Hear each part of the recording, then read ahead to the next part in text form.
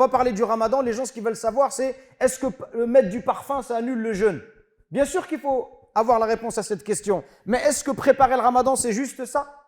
Ou chez d'autres, préparer le ramadan c'est juste faire les courses et d'acheter suffisamment de viande pour qu'il y en ait pour tout le mois? Ou c'est préparer des recettes? Certaines personnes, ça va être d'aller sur Internet et de regarder des recettes, des desserts, des soupes. Parce qu'aujourd'hui, beaucoup de musulmans, même des hommes, sont comme des femmes enceintes. Ils ont des envies pendant le ramadan, des envies de nourriture. Et dans nos cultures, il y a des plats qui n'existent que pendant le ramadan. C'est quand même triste. C'est pas ça la préparation du ramadan. Bien sûr qu'il faut manger, bien sûr qu'il faut faire des courses. Là n'est pas la question. Mais la vraie préparation, c'est la préparation du cœur. Donc ce sont ce qu'on appelle a'malul qulub ou manazilul iman.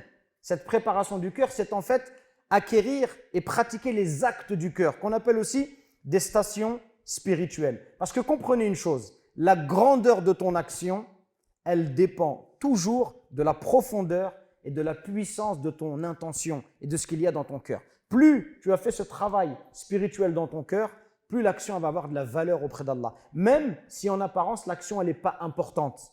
Ce n'est pas la quantité, ce n'est pas ça qui compte. Ça va être la qualité.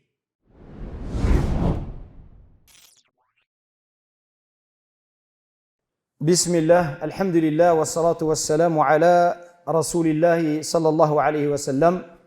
Famarhaban bikum jami'an. Donc bienvenue à toutes et à tous mes chers frères et sœurs pour cette conférence. Nous sommes aux portes d'une période de grand bien et de bénédiction. Un moment qui est privilégié pour le croyant, qu'Allah subhanahu wa ta'ala a honoré sa grâce et sa générosité, puisqu'il y a fait descendre le plus grand de ses livres sur le plus noble de ses messagers, bien évidemment notre prophète Mohammed alayhi salatu wassalam. Donc Allah subhanahu wa ta'ala il nous a prescrit le jeûne de ce mois. Et le prophète alayhi salatu wassalam, il nous a institué la prière nocturne.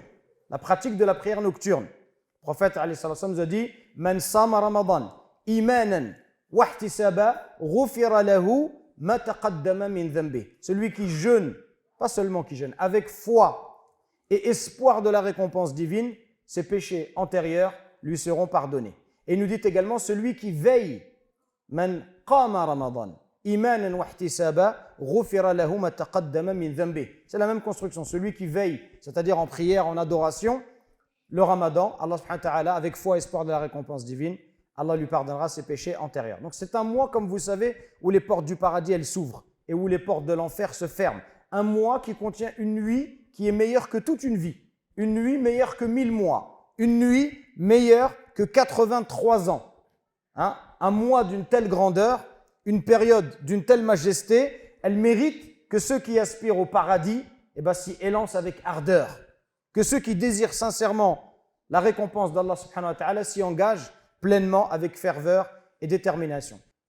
Quand on parle de la préparation et comment accueillir le ramadan, c'est un chemin en 3 étapes. Et ça, ce que je souhaite, c'est que chacun d'entre vous reparte avec ces 3 étapes dans sa tête. Ces 3 étapes, c'est d'abord le cœur, la connaissance et les actions. 3 chemins pour celui qui veut accueillir le ramadan pleinement.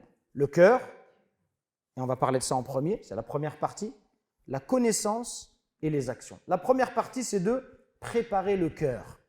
Pourquoi le cœur? Pourquoi est-ce qu'on commence par le cœur? Pour quelle raison? Parce que le prophète sallallahu alayhi wa sallam nous a dit « Inna fil jasadi mudra » il y a dans le corps un morceau de chair. « Idha salahat salaha al-jasadu kullu wa idha fasadat fasada al-jasadu kullu ala wa hiya al-qalb » Le prophète alayhi wa sallam nous informe d'une réalité que nul ne doit ignorer, que chaque personne qui chemine vers Allah doit connaître absolument. Tu ne peux pas te rapprocher d'Allah si tu ne connais pas ça, si tu n'es pas conscient de cette réalité. Quelle est cette réalité? Il y a dans le corps un morceau de chair. S'il est bon, alors tout le corps sera bon. S'il est mauvais, tout le corps sera mauvais. De quoi s'agit-il? Du cœur. Les savants, ils ont donné des expressions pour symboliser ce hadith, pour nous expliciter ce hadith. Ils ont dit, le cœur c'est comme le roi. Et les membres du corps sont comme les soldats. Si le roi est bon, les soldats seront justes. Si notre cœur il est bon, alors nos membres ils vont suivre. Mais nous aujourd'hui, malheureusement, dans notre religiosité, On s'intéresse trop à l'apparence et pas assez au fond. On s'intéresse à la forme avant le fond. On va parler du ramadan. Les gens, ce qu'ils veulent savoir, c'est est-ce que mettre du parfum, ça annule le jeûne? Bien sûr qu'il faut avoir la réponse à cette question. Mais est-ce que préparer le ramadan, c'est juste ça? Ou chez d'autres, préparer le ramadan, c'est juste faire les courses et d'acheter suffisamment de viande pour qu'il y en ait pour tout le mois. Ou c'est préparer des recettes.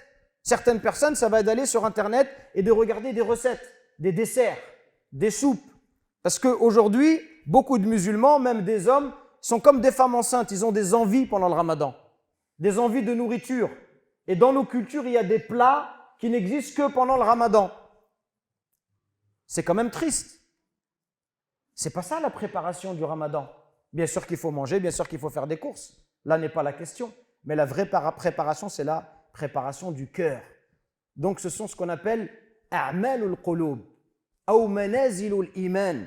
Cette préparation du cœur, c'est en fait acquérir et pratiquer les actes du cœur, qu'on appelle aussi des stations spirituelles. Parce que comprenez une chose, la grandeur de ton action, elle dépend toujours de la profondeur et de la puissance de ton intention et de ce qu'il y a dans ton cœur. Plus tu as fait ce travail spirituel dans ton cœur, plus l'action va avoir de la valeur auprès d'Allah. Même si en apparence, l'action elle n'est pas importante.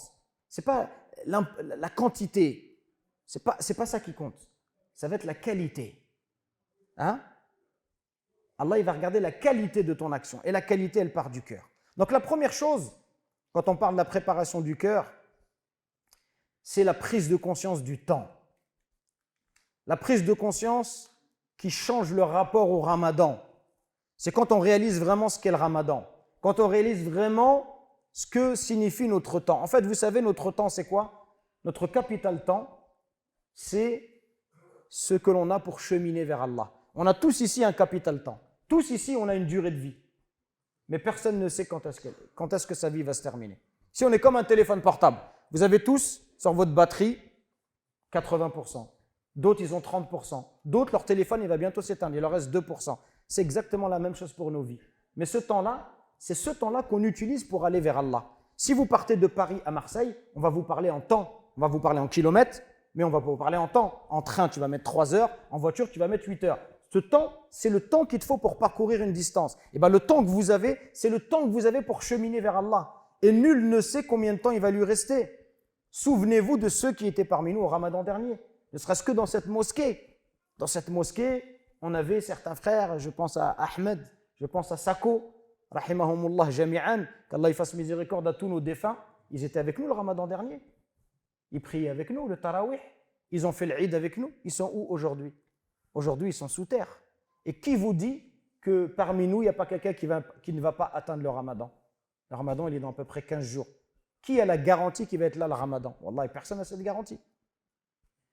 Donc la première chose, c'est cette prise de conscience que le Ramadan, c'est une occasion, ce n'est pas une garantie.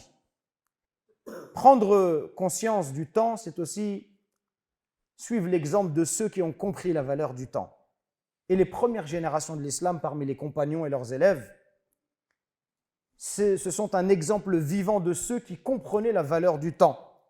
Et les récits authentiques nous montrent à quel point ce mois, il avait une place immense pour eux. Avant même l'arrivée du Ramadan, ils demandaient à Allah Azza wa Jal, on dit 6 mois à l'avance. 6 mois avant que le Ramadan il arrive, ils demandaient à Allah subhanahu wa ta'ala de leur permettre d'atteindre ce mois. Parce qu'ils étaient conscients du bien immense et du profit considérable du Ramadan. Ça, c'est avant même son arrivée. Quand le Ramadan il commençait, ils imploraient Allah Azza wa Jal de les aider à bien agir durant ce mois.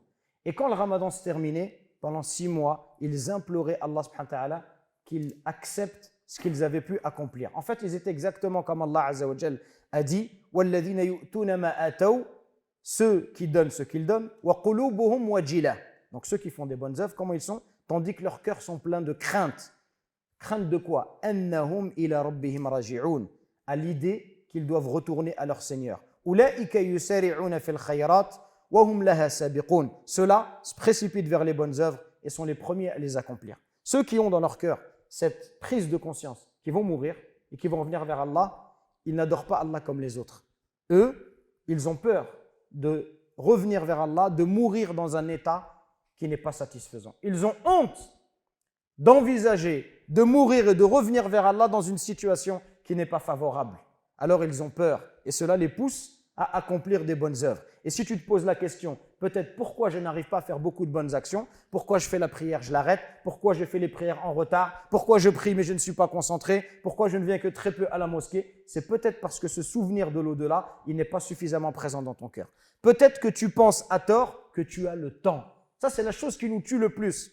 Quand on pense qu'on a le temps. Mais qui t'a dit que tu as du temps?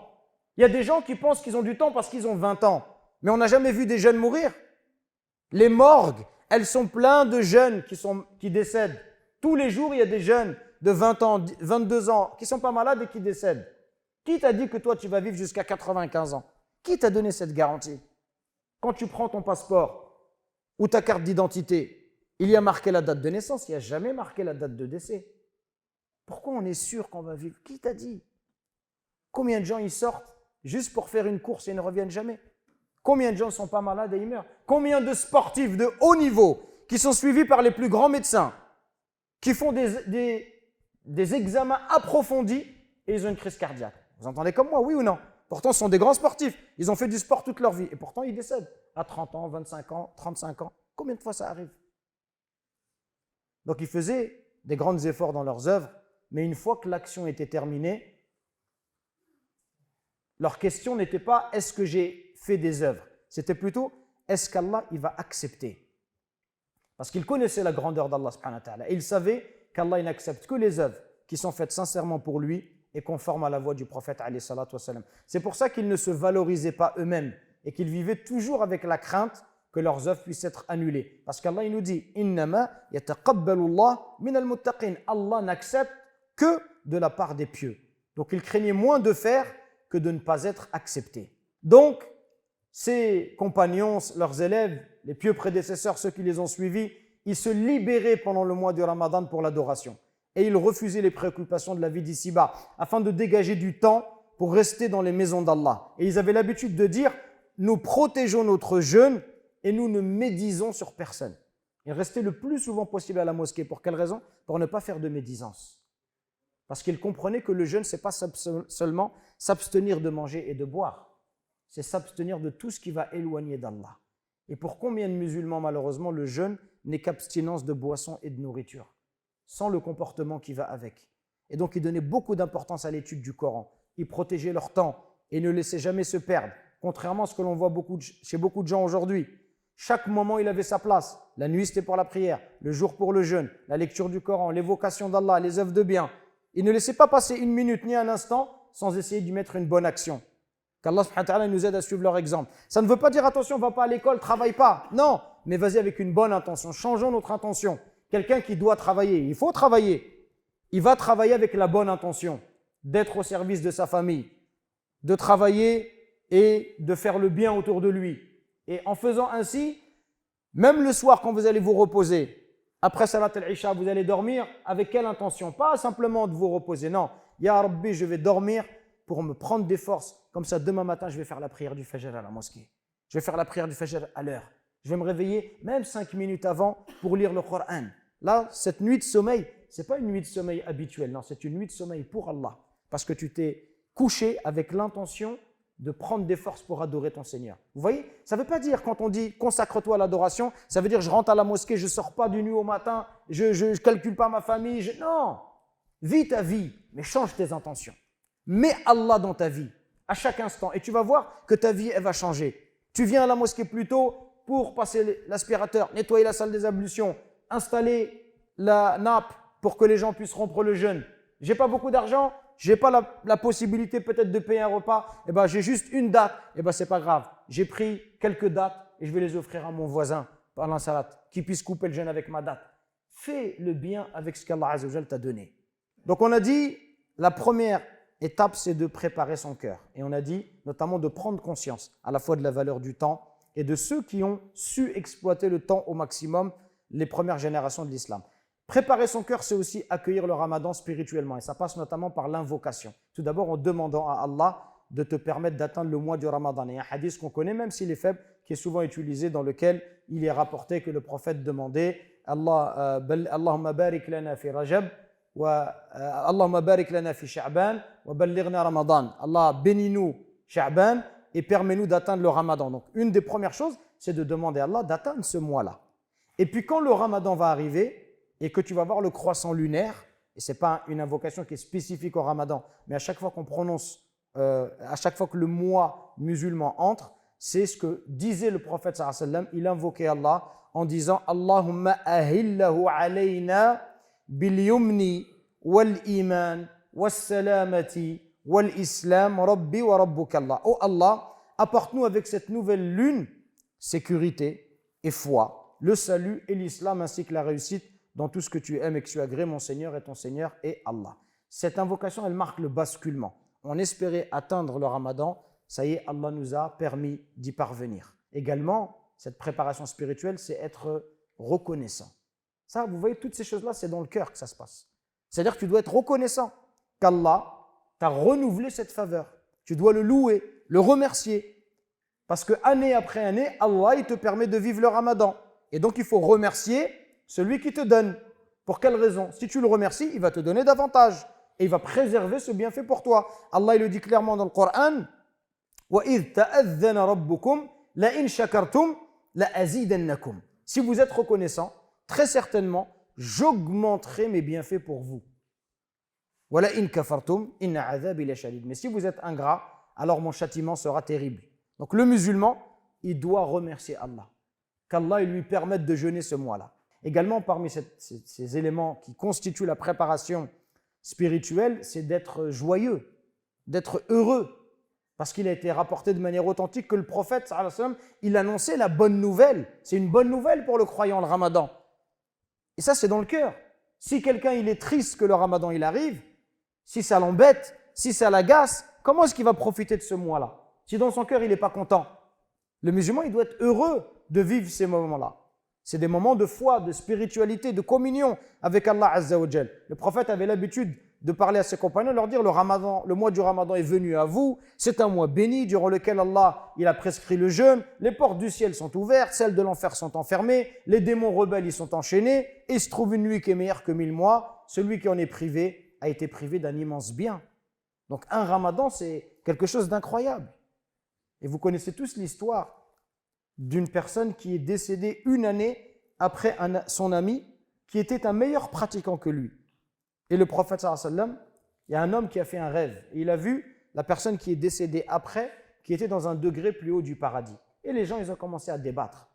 Ils ont dit, comment ça se fait, lui, il est moins bon pratiquant, il est dans un degré plus haut. Et ils ont interrogé le prophète sallallahu alayhi wa sallam. Et le prophète sallallahu alayhi wa sallam, il leur a dit, cet homme-là n'a-t-il pas vécu une année supplémentaire? Ils ont dit si. N'a-t-il donc pas jeûné un Ramadan de plus que son ami? Si. Et il a donc prié une année en plus. Oui.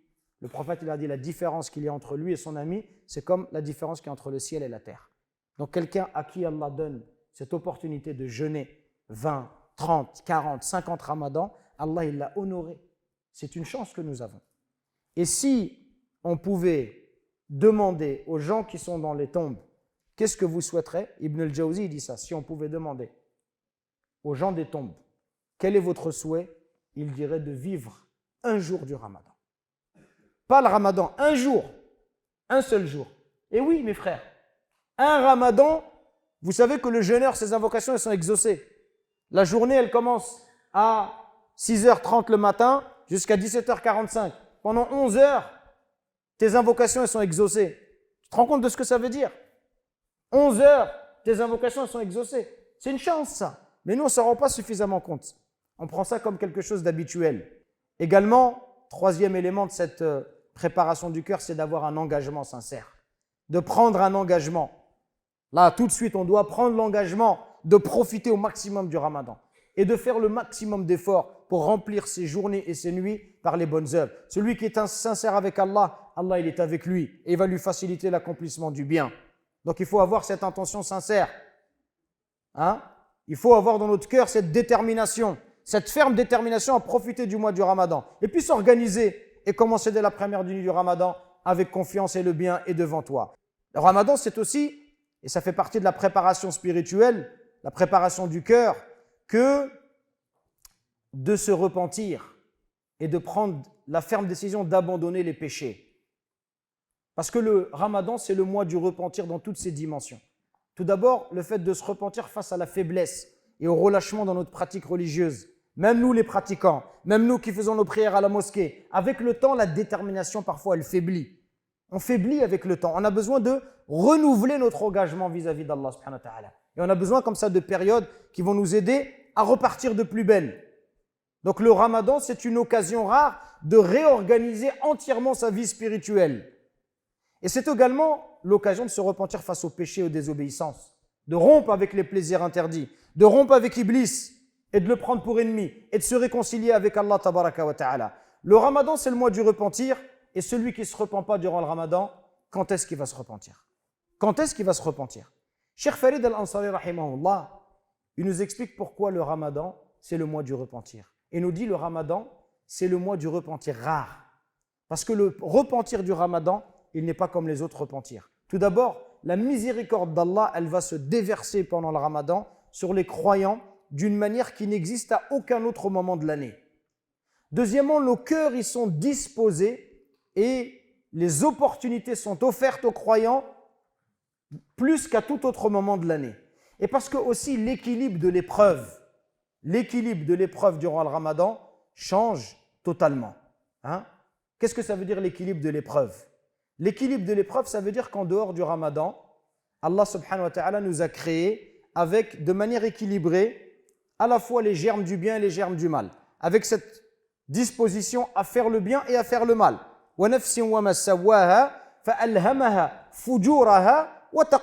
Par là, mais celui qui l'a façonné, il lui a inspiré sa perversité comme sa piété. Donc l'homme, il a d'un côté des anges qui vont lui ordonner le bien, lui inspirer le bien, le guider, mais d'un autre côté, il a des démons qui vont le provoquer, qui vont l'appeler au mal et aux épreuves. Mais durant le Ramadan, cet équilibre, il est totalement bouleversé. Durant le Ramadan, cet équilibre, il n'existe plus. Ça veut dire qu'en dehors du Ramadan, on est tiraillé. Il y a une partie de nous qui a envie de faire le bien, mais il y a une partie de nous qui est attirée vers le mal. Et c'est un combat qui est difficile. Parfois, nous gagnons, parfois, nous perdons. Mais pendant le Ramadan, le rapport de force, il s'inverse. Pourquoi? Parce que le prophète sallallahu alayhi wa sallam nous dit les démons sont enchaînés. Ça veut dire que le mal, l'attrait vers le mal, l'attirance vers le mal, elle diminue. Et ça, c'est quelque chose de mahsous que tous nous vivons, nous ressentons. On est tous témoins de ça. Dès que le Ramadan arrive, les mosquées sont pleines. Pourquoi? Parce que le mal, il diminue. Parce que les gens, c'est plus facile pour eux de faire du bien. Naturellement, on sent cet attrait, cette attirance vers le bien. Donc ça, c'est quelque chose qui n'existe à aucun autre moment de l'année qu'en dehors du Ramadan.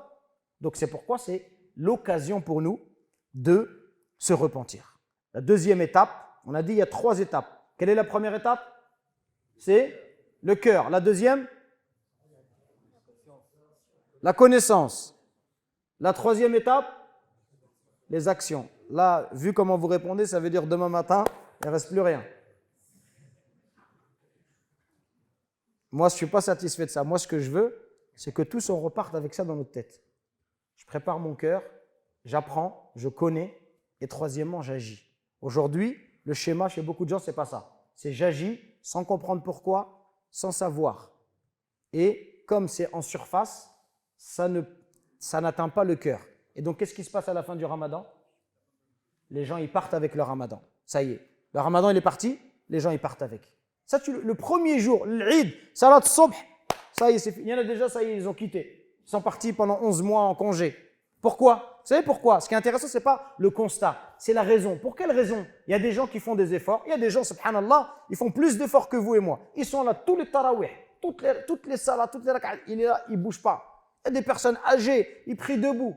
Mais quand le Ramadan se termine, il n'y a plus rien. Ce n'est pas ça diminue. Que ça diminue, c'est normal. C'est logique. Non, on ne parle pas que ça diminue. On dit chez des gens, certains, il n'y a plus rien. Pourquoi? Parce qu'en fait, on se concentre sur les actes. Mais avant, il y a des étapes au préalable. D'abord le cœur. Et ensuite la connaissance. Et ensuite vient l'action. Parce que ce qui compte, ce n'est pas la quantité, c'est la qualité de nos actions. C'est ça qu'Allah Azza wa Jal, c'est pour ça qu'Allah Azza wa Jal nous a créés pour distinguer parmi nous qui agit bien de celui qui agit mal. Donc la deuxième étape, c'est de préparer la connaissance. donc d'apprendre et de comprendre les règles du ramadan. Ça fait partie du savoir obligatoire. Parce que le croyant, il adore Allah avec clairvoyance, avec connaissance. Et il n'est pas excusé d'ignorer les obligations qu'Allah a prescrites. Donc il faut prendre le temps d'apprendre les règles du jeûne avant son arrivée, afin que ton jeûne il soit valide et qu'il soit accepté par Allah. Et le prophète sallallahu alayhi wa sallam nous a dit « Talabul ilmi faridatun ala kulli muslim » La recherche du savoir est une obligation pour chaque musulman. Ça fait partie du savoir qui est obligatoire. Mais la question que je vous pose, qu'est-ce que ça veut dire que d'apprendre les règles du ramadan? Qu'est-ce que je dois connaître concrètement? Est-ce que c'est uniquement les règles juridiques, les règles de la jurisprudence? À votre avis? Est-ce que apprendre les règles, c'est juste savoir ce qui annule le jeûne, quand est-ce que le jeûne débute, quand est-ce qu'il se termine, les sunnas au moment de la rupture, les sunnas du matin, est-ce que j'ai le droit de faire une prise de sang, la femme qui a ses menstrues, est-ce qu'elle a le droit de jeûner, est-ce qu'elle n'a pas le droit de jeûner, etc. Est-ce que c'est uniquement ça, connaître les règles? Allah Azza wa Jalla, quand il nous parle du ramadan, qu'est-ce qu'il nous dit? Ya ayyuhalladhina amanu kutiba alaykumus siyam kama kutiba ala alladhina min qablikum la'allakum tattaqun. Allah, il évoque ça, c'est pas moi qui l'évoque, c'est Allah. Avant de nous parler des règles, Allah, il nous parle quoi en premier? Il nous parle des objectifs. Pourquoi tu jeûnes? Encore une fois, ceux qui ne s'intéressent qu'à la forme, ils vont s'intéresser qu'aux questions pratiques. C'est nécessaire, attention. Donc j'ai besoin de savoir, est-ce que j'ai le droit de me couper les cheveux ou pas? Est-ce que j'ai le droit de mettre du parfum ou pas? Il faut connaître ces questions-là. Mais avant toute chose, il faut connaître les finalités et les sagesses. Hikam, al-maqasid, les finalités, les sagesses, les objectifs. Il faut savoir que as-sawm, c'est une station spirituelle. Il faut savoir que la sagesse divine, pourquoi Allah, qui m'a créé avec le besoin de manger et de boire, c'est pas moi qui me suis créé comme ça. Allah, il m'a créé en tant qu'être humain, j'ai besoin de manger, j'ai besoin de boire, sinon je meurs. Pourquoi Allah, il me prive de quelque chose qui est un besoin physiologique? Pour quelle raison? Alors que Allah, c'est le miséricordieux. Quelqu'un qui n'est pas musulman, il pourrait vous dire, mais elle est dure votre religion. Et d'ailleurs, ils vous disent, les non-musulmans, mais c'est dur le ramadan. Toute la journée, tu ne manges pas. Toute la journée, tu ne bois pas. Et ils ne comprennent pas. Il faut te dire, mais pourquoi tu te fais du mal? Mais non, Allah, il ne te veut pas du mal. Allah, il veut t'éduquer. Parce que le musulman, il sait qu'il est composé de deux entités. Nous sommes à la fois un corps qui est fait de quoi? D'argile, donc de la terre. On est à la fois un corps terrestre et donc il y a des besoins terrestres. Mon corps, il vient de la terre, il a des besoins terrestres, donc il a besoin de boire et de manger. Mais je suis également une âme qui est une âme céleste, qui vient du ciel. Et elle a des besoins qui viennent du ciel, elle a des besoins spirituels. Et il y a un combat entre ces deux entités. Si je ne fais pas attention, mon corps il va prendre le dessus sur mon âme. Ça veut dire que je vais me contenter que des plaisirs éphémères, des plaisirs de ce bas monde, et mon âme, je ne vais pas la nourrir. Donc, l'être humain, pendant le ramadan, Allah il va recalibrer les choses et lui permettre de redonner à l'âme la place qu'elle mérite d'avoir. Et si l'être humain il arrive à faire passer les besoins de son corps avant les aspirations de l'âme, alors dans ce cas-là, il ressemble aux animaux. Mais si par contre il arrive à faire passer les aspirations de son âme avant les besoins de son corps, alors il devient comme un ange. Et comme il devient comme un ange, c'est la raison pour laquelle ces invocations, elles sont exaucées. Parce qu'il s'est élevé spirituellement. Innal ladina amanu wa amilus salihat ulaika hum khayrul bariyya. Ceux qui croient et qui font des bonnes œuvres sont les meilleurs de toute la création. Et il devient parmi les meilleurs. Pour quelle raison? Parce qu'il a permis à son âme de se nourrir. Donc le jeûne, en réalité, ça permet à l'être humain de se libérer de l'emprise de ses instincts, de s'évader de la prison de son corps, de maîtriser ses désirs, de dominer la manifestation de nature animale afin de ressembler aux anges. Et quand le croyant il arrive à faire ça, à s'élever spirituellement, alors il n'est pas étonnant que ses invocations soient exaucées. Donc vous voyez, ça c'est la première chose. Avant toute chose, c'est ça qu'on doit savoir. Et puis également, on doit connaître les règles juridiques. On doit savoir qu'est-ce qui annule le jeûne, qu'est-ce qui n'annule pas le jeûne. Les sœurs, elles ont des règles qui sont spécifiques aux femmes, il faut qu'elles connaissent ces règles-là. Et donc à la maison, il faut étudier ces règles-là. Savoir qu'est-ce qui annule le jeûne ou pas. Hein? Qu'est-ce que j'ai le droit de faire? Hier, j'ai posé une question aux jeunes et j'ai eu une réponse qui m'a fait peur. Une réponse et une chose qu'on entend souvent à la télé quand certaines chaînes, ils invitent des pseudo-imams qui parlent du ramadan. Souvent, on entend cette faute-là. Et on entend que le ramadan, il débute, que la journée de jeûne, elle débute au lever du soleil, jusqu'au coucher du soleil. Chaque année, on entend ça. Un grand spécialiste, docteur en ceci, en cela, hein, et il dit cette ânerie. Le ramadan, la journée, elle commence au lever du soleil. Alors, je vous pose la question, le ramadan, il commence au lever du soleil? Ça commence quand alors? C'est quoi le début? À l'aube. Al-Fajr. Ça commence à l'aube. Ça commence pas au lever du soleil. Si ça commence au lever du soleil, ça veut dire qu'après le Fajr, on rentre chez nous, on peut déjeuner tranquille. Non. Ça commence à l'aube. Donc ça, il faut connaître ces règles-là. La troisième étape, on a dit, chemin en 3 étapes, le cœur, la connaissance, les actions. Le cœur, la connaissance, les actions. Et donc, la troisième étape, ce sont les actions. Maintenant, on est prêt à agir. Ça y est, notre cœur, il est préparé. On est conscient de la valeur du ramadan, conscient qu'il faut prendre exemple sur les premières générations de l'islam, conscient qu'il faut être heureux, qu'il faut invoquer Allah, qu'il faut le remercier. On a compris le sens profond du jeûne, on connaît les règles juridiques. Ça y est, maintenant, je suis prêt à agir. Donc, maintenant qu'on est prêt à agir, il faut qu'on insiste sur quelque chose de très important. C'est qu'il faut se concentrer d'abord sur l'accomplissement des obligations. L'accomplissement des obligations, notamment le fait de faire ces 5 prières. Le droit, les obligations, c'est les droits de la famille, les droits du voisin, le travail également, de respecter son engagement vis-à-vis du travail. Le travail, c'est un engagement. Ce n'est pas parce que c'est le ramadan, ça y est, ou les écoliers, c'est pareil. Il y a quelques années, dans ma ville natale, quand j'étais responsable, le jour de l'Eid, j'ai vu le proviseur d'un lycée qui m'a dit pendant le ramadan, les élèves, ils ne viennent pas en cours, ils ne travaillent pas, et à chaque fois, ils me disent c'est le ramadan, c'est le ramadan. Le ramadan, ce n'est pas une excuse pour ne pas faire ses devoirs, pour ne pas faire ses contrôles. On a dit, les premières générations, ils ont fait Badr. Et toi, tu n'arrives pas à faire un contrôle de maths? Subhanallah. Ou combien qui font le travail, mais tranquille. Ça ne change rien. Le ramadan, c'est toi qui as décidé de le faire. Surtout pour nous qui vivons dans une terre non musulmane, on a le devoir de montrer l'exemple. Ce n'est pas parce que c'est le ramadan que ça y est, dès que quelqu'un il se balade avec un verre d'eau, ça y est, je vais piquer ma crise de nerfs ou m'énerver. Tranquille. C'est toi qui as décidé de jeûner, reste la même personne.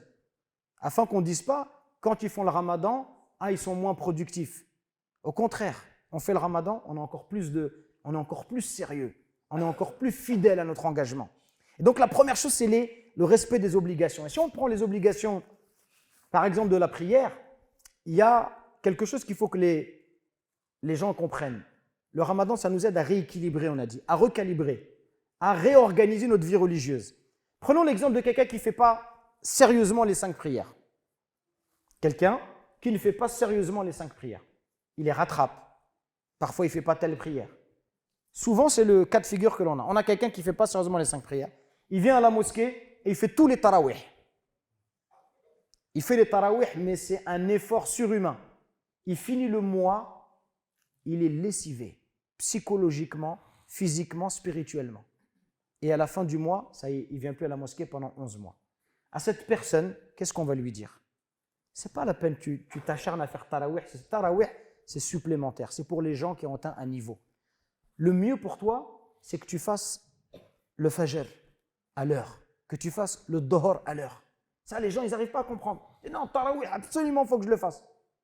Par contre, il va louper le dohor, c'est pas grave. Qui est-ce qui a le plus de valeur, mes frères et sœurs? La prière du dohor ou salat tarawih? Al-dohor. Mais il y a des gens, ça ne les dérange pas de louper le dohor. Et pour rien au monde, ils louperaient le tarawih. Alors bien sûr, il n'y a pas de raison d'opposer les choses. Celui qui est dans la capacité de tout faire, tant mieux pour lui. Moi, je parle de quelqu'un qui a une pratique religieuse qui est faible. Ou de quelqu'un qui, physiquement, ne peut pas tout assumer. Qu'est-ce qu'on doit privilégier? On doit privilégier ce qui est obligatoire. Ça fait partie del fiqh fi d-din, la compréhension de la religion. La compréhension de la religion t'amène à privilégier ce qui est important. Si tu sors du ramadan et par la cause du ramadan, tu arrives à faire tous les fajr à l'heure, ça c'est excellent, c'est super. Donc on va dire à quelqu'un qui a du mal à faire les 5 prières, focalise-toi sur les 5 prières. Une fois que tes 5 prières, ça y est, c'est un acquis dans ta vie, tu sais que toi, quoi qu'il se passe, les prières, tu vas les faire, que le matin, c'est sûr que tu te lèves. Dans ce cas-là, on va lui dire maintenant, tu peux rajouter un étage à ta maison et tu peux faire le tarawih. Est-ce qu'il est raisonnable de quelqu'un qui n'a pas de maison? Si je vous dis, j'ai pas encore de maison, mais j'ai déjà acheté les rideaux. Qu'est-ce que vous allez dire de moi? Avec meskin, il faut le ramener, l'imam, le frère, il lui fait ruqya. Moi, j'ai déjà les rideaux, les frères, ça y est. J'ai la peinture déjà, ça y est, j'ai tout. J'ai même le frigo. Tu as une maison? Non, pas encore. On va lui dire quoi? D'abord, construis ta maison. Une fois que tu as fait les fondations, tu penseras à meubler ta maison. C'est la même chose pour notre religiosité. Il faut commencer par étapes. Donc le ramadan, pour ceux qui ont du mal à faire les 5 prières, focalisez-vous. Je préfère qu'un jeune, qu'après l'Isha, s'il est fatigué, il fasse 2 rak'at de tarawih, il rentre se reposer, mais qu'il ait l'intention de faire le fajr à l'heure. Et je conseille aux parents, si vous avez la possibilité d'amener vos enfants au fajr, emmenez-les au fajr. C'est plus important pour eux qu'ils fassent le fajr à la mosquée que de faire le tarawih. C'est plus important. Et c'est plus important qu'ils focalisent leur attention sur ça. Et ça, ce n'est pas moi qui le dis. Allah subhanahu wa ta'ala, regardez ce qu'il nous dit. Al-Hadith Qudsi. وَمَا تَقَرَّبَ إِلَيَّ عَبْدِي بِشَيْءٍ أَحَبَّ إِلَيّْ مِمَّا افْتَرَضْتُ عَلَيْهِ. Il n'y a rien pour se rapprocher de moi. Pour se rapprocher de moi, mon serviteur n'a pas de meilleur moyen que les pratiques obligatoires. C'est Allah subhanahu wa ta'ala qui nous dit ça. Allah, il veut d'abord que tu t'attaches aux pratiques obligatoires. Comprenez une chose, les pratiques surérogatoires ne sont pas acceptées tant que les obligatoires ne sont pas accomplis. On commence par les fondations. Donc, les fondations, si on parle de la question de la prière, c'est les 5 prières. C'est ça la fondation. 5 prières à l'heure et si possible pour nous les hommes à la mosquée. Mais les 5 prières, je les fais correctement. Ça doit être notre objectif. Et ensuite, on construit. Je ne suis pas en train de vous dire ne faites pas de tarawih, faites tarawih. Mais prenez en considération votre situation. Que l'on ne retrouve pas comme chaque année plein de gens au tarawih. Et par exemple, au fajr, on devrait trouver plus de monde au fajr qu'au tarawih. Mais ce n'est pas le cas, n'est-ce pas? On trouve plus le moment de la journée où il y a le plus de monde dans nos mosquées, c'est le tarawih. Mais il devrait y en avoir plus pour le fajr. C'est un moment aussi où les gens ne travaillent pas, où ils peuvent venir.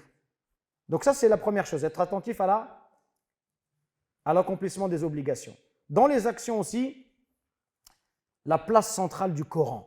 Alors, j'abrège un petit peu parce que faire tout français, arabe, c'est un petit peu lourd. Et on va terminer sur ce point-là qui est très important.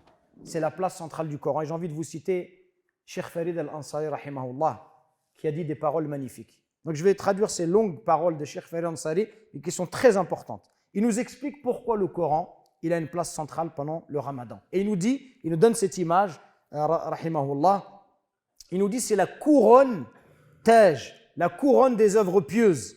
C'est le joyau suprême des œuvres durant le Ramadan. Pour quelle raison? Déjà par la prière nocturne, par la récitation, par l'étude et par la méditation. Et il dit, tout ce qu'Allah Azza wa Jal a mentionné concernant les portes d'entrée dans notre relation avec le Coran, le prophète sallallahu alayhi wa sallam, il l'a mis en pratique de manière concrète. Celui qui veut savoir comment se comporter avec le Coran, comment interagir avec le Coran, s'il regarde la sunna du prophète sallallahu alayhi wa sallam, il va comprendre de manière concrète comment le musulman, quelle est la relation du musulman avec le Coran. Et il nous cite un verset dans lequel Allah subhanahu wa ta'ala, il explique la mission des prophètes, le travail des prophètes. C'est quoi un prophète? Quel est le travail du prophète? Qu'est-ce qu'Allah il attend d'un prophète? Allah il nous dit هو الذي بعث في الأميين رسولا منهم يتلو عليهم آياته. C'est lui qui a envoyé parmi les illettrés un messager issu d'eux-mêmes. Pour quelle raison? Qui leur récite ces versets. يتلو عليهم آياته ويزكيهم. Il va les purifier. ويعلمهم الكتاب والحكمة. Et il va leur enseigner le livre et la sagesse alors qu'ils étaient auparavant dans un égarement manifeste. Donc ça, c'est les missions du prophète. Vous voyez ces missions-là, si vous regardez attentivement, elles tournent toutes autour du noble Coran. Parce que tout cheminement part du Coran et tout aboutissement revient vers le Coran. Donc le travail du prophète, tout part du Coran. Que ce soit la lecture des versets, l'enseignement, la purification, tout cela part et revient vers le Coran. C'est pour la raison pour laquelle, durant le Ramadan, qu'est-ce qu'il faisait le prophète sallallahu alayhi wa sallam? Il se consacrait entièrement au Coran. Et Jibril alayhi salam venait réviser et enseigner le Coran au prophète sallallahu alayhi wa sallam pendant le Ramadan. Et quel était l'effet de cette étude sur le prophète? Est-ce que ça avait un effet sur sa personnalité? Est-ce que ça avait un effet sur ses qualités? Oui ou non, à votre avis? Donnez-moi un exemple. Sa générosité était décuplée. Le prophète sallallahu alayhi wa sallam, c'était l'homme le plus généreux. Mais il l'était encore plus pendant le Ramadan. Pour quelle raison? Parce que justement, il étudiait le Coran. Ça veut donc dire que celui qui étudie le Coran, qu'est-ce que ça va semer en lui? Ça va semer en lui les graines du bon comportement. Celui qui étudie le Coran, pas qu'il le lit, uniquement le lire. Parce que nous, aujourd'hui, notre approche du Coran, elle est uniquement quantitative. Ah, je dois lire le Coran 10 fois. Ok, c'est très bien. Mais juste, on veut la quantité. Non, il faut mettre de l'étude. Il faut comprendre ce que l'on lit. Pas se contenter uniquement de lire. Le prophète, il étudie avec Jibril alayhi salam. Et qu'est-ce qu'on nous dit, le hadith? Le prophète était encore plus généreux pendant le ramadan. Donc, celui qui veut suivre la sunna du prophète sallallahu alayhi wa sallam durant le ramadan, il doit s'engager dans l'étude du Coran. C'est vrai que le tarawih, il nous dit, Cheikh Fahd Ansari, les prières de tarawih sont bénies, les mosquées elles se remplissent de lumière, et que les gens ils écoutent le Coran. Mais il nous dit cela ne suffit pas. Cela n'est pas suffisant. C'est pas suffisant que les mosquées soient pleines, et on le voit d'ailleurs. Est-ce que la Oumma elle change, ramadan après ramadan? Les gens ils viennent, on prête tarawih, on écoute le Coran, et chacun il repart à sa vie.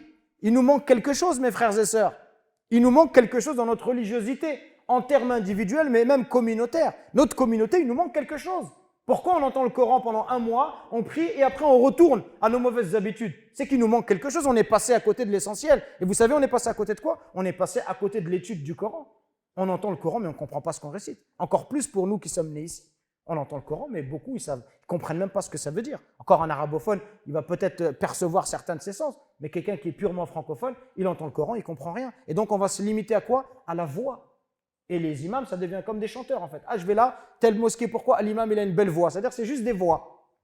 Mais la voix, c'est juste un support pour accompagner cette parole divine.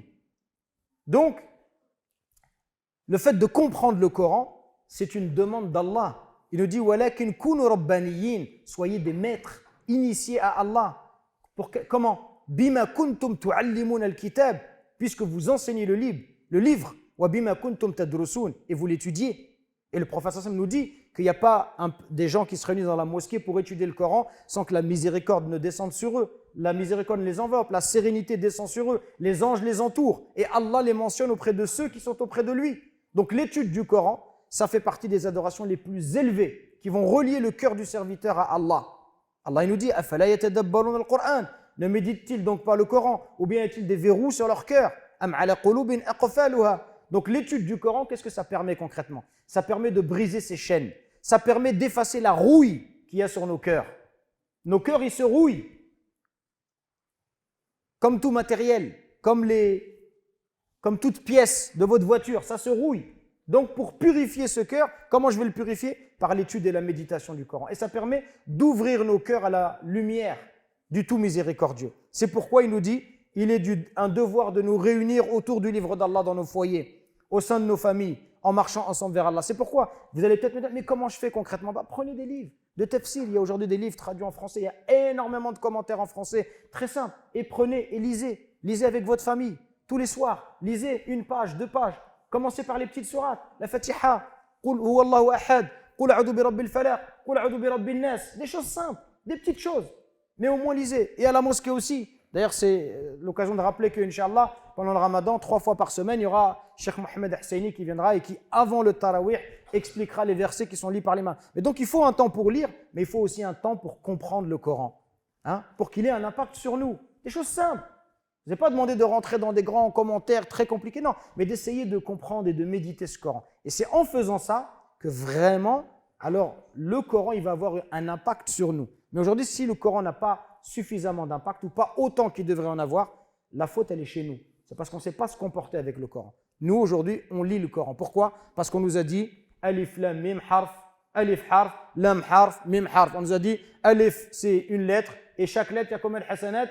10. Donc nous, on veut lire que pour les récompenses. C'est bien sûr qu'il faut lire pour les récompenses, mais ce n'est pas suffisant.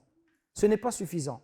Il faut le lire pour le comprendre, pour le méditer et pour le mettre en application. Des choses simples.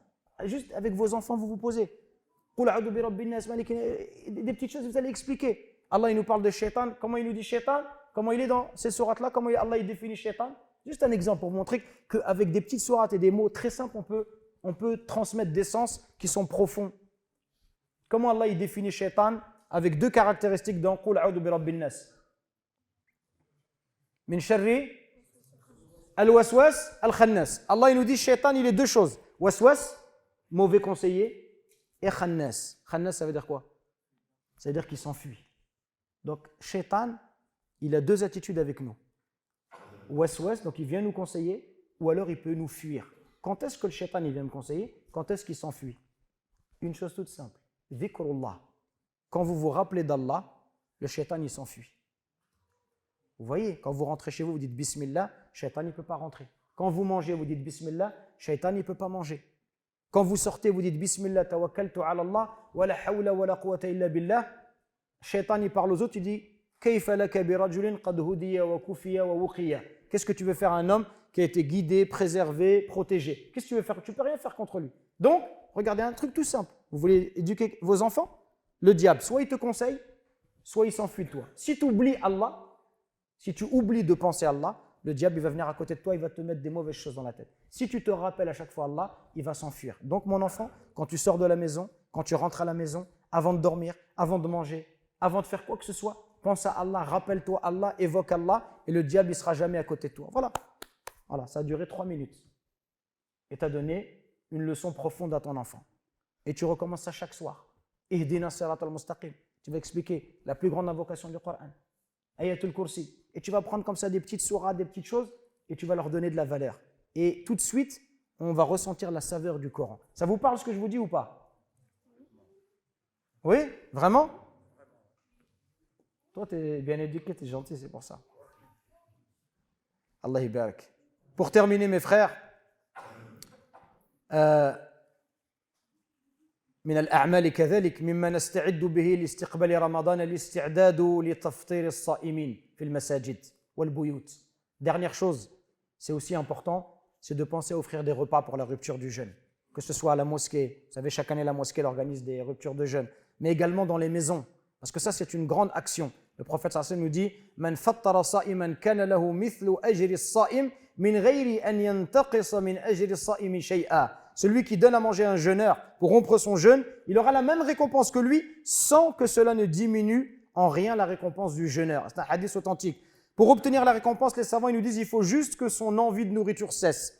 On n'a pas besoin qu'il soit rassasié, mais juste que son envie de nourriture cesse. Donc c'est une immense récompense. Et donc ça aussi c'est quelque chose d'important. On a vu le prophète sallallahu alayhi wa sallam, il était plus généreux encore durant le ramadan. Et donc nourrir le jeûneur c'est important. Et notamment, vous savez, on a beaucoup de frères convertis et beaucoup de sœurs converties. Pour nous, le ramadan, c'est un moment familial aussi, où on se réunit en famille, on partage des repas. On est d'accord? Et toute personne qui est d'origine musulmane, le ramadan, c'est quand même un moment où on est en famille, où on mange tous ensemble, etc. Mais pour le jeûneur, le converti ou la convertie, parfois il rentre chez lui, il n'y a rien. Il y a des jeunes qui sont venus moi il n'y a pas longtemps, qui se sont convertis. Ils m'ont dit, si je dois manger par exemple à 18h, chez moi à 18h, le repas il ne sera pas prêt. Il n'y aura rien à manger pour moi. Qu'est-ce qu'on fait pour ces gens-là? Quand ils se sont convertis à l'islam, qu'est-ce qu'on leur a dit? Bienvenue, tu es mon frère, on lui a fait un bisou. Et maintenant, quand il a besoin de manger, est-ce que chez nous, il n'y a pas de la place pour rajouter un couvert? C'est bien dans les mosquées, c'est très bien. Mais chez nous, c'est bien aussi. Ce n'est pas juste je donne de l'argent, je me débarrasse. Ça, c'est bien. Moi, je parle, si tu pries tous les jours dans une mosquée et tu connais un converti, tu le connais bien, tous les jours tu pries avec lui. Pourquoi tu ne lui diras pas de temps en temps de venir manger à la maison? Et pourquoi ce converti, il ne croulerait pas sous les invitations? Où tous les gens viendraient le voir et lui disent « ce soir c'est chez moi ». Un autre « ce soir c'est chez moi ». On n'est pas capable de faire ça? Nos parents ne nous ont-ils pas éduqués, rahimahumullah, à faire, on ne vient pas d'une génération où nos parents ils faisaient à manger plus pour donner aux voisins. On ne vient pas d'une génération où dans les quartiers, les familles elles faisaient à manger des assiettes et ça allait à droite et à gauche. Le ramadan, il se vit aussi dans le partage. Et j'ai envie de dire même avec les non-musulmans. Et oui, si tu as des voisins non-musulmans, c'est parce qu'il n'est pas musulman, on ne peut pas lui donner une assiette, on ne peut pas partager. Il faut que le bien il se répande. Et donc, bien sûr qu'offrir aux jeûneurs, ça a une valeur particulière, mais partager avec les gens, ça aussi c'est quelque chose d'important. Voilà, pour terminer, j'aimerais que vous enseigniez cette invocation que beaucoup déjà connaissent parmi vous, dans laquelle on demande à Allah de nous aider à profiter au maximum et à l'adorer.